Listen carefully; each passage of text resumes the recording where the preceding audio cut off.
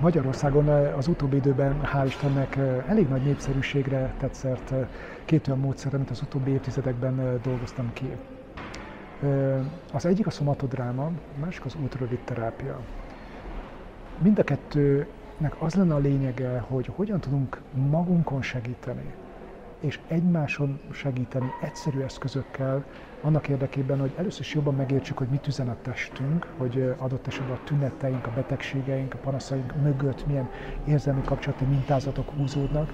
Másrészt meg, hogy egyáltalán hogyan tanulunk meg jobban lenni az életünkben, jobban érezni magunkat, derűsebben, elégedettebben élni az életünket. Mert minden jel arra mutat, hogy a felnőttkori szenvedéseink, legyenek azok fizikai vagy lelki eredetűek, szinte mindig egy mélyebb gyökérzettel rendelkeznek. És ezeket a gyökereket felfedezni, szépen kihúzogatni, ezt az egész dolgot hosszába rendbe rakni, ez egy nagyon-nagyon izgalmas munka, de ez általában a legtöbb embernek nem feltétlenül megy egyedül.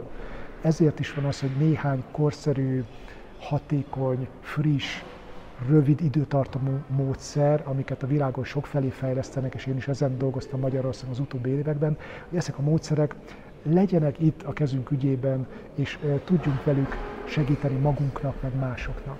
Úgyhogy erről az egész világról szeretnék majd egy összefoglalót adni. Egyrészt a Magyar Házban, Torontóban a magyar közönségnek, másrészt pedig egy angol nyelvű workshopot tartok majd az ott tartózkodásom alatt, kifejezetten azzal a céllal, hogy azoknak, akik érdeklődnek, bemutassam a módszert működés közben. Elmondom a lényegét, a felépítését, hogy zajlik egy ilyen, mi szükséges hozzá, mik a legfontosabb dolgok, amiken keresztül ezt a módszert akár meg lehet tanulni, ha valaki segíteni szeretne más embereknek, és megpróbálunk saját élményeket is szerezni, hogy aki részt vesz ezen, érezze a saját bőrén, hogy lehet egyik pillanatra a másikra nagy lépéseket tenni bizonyos belső elakadások, vagy akár fizikai betegségek gyógyulása tekintetében. Úgyhogy nagyon-nagyon várom ezt az alkalmat, készülök rá, hogy egy jó, tömény, tartalmas összefoglalót adjak majd arról a munkáról, amit itt azért már hosszú évek óta csinálunk Magyarországon, sok ezer elégedett kliens, sok száz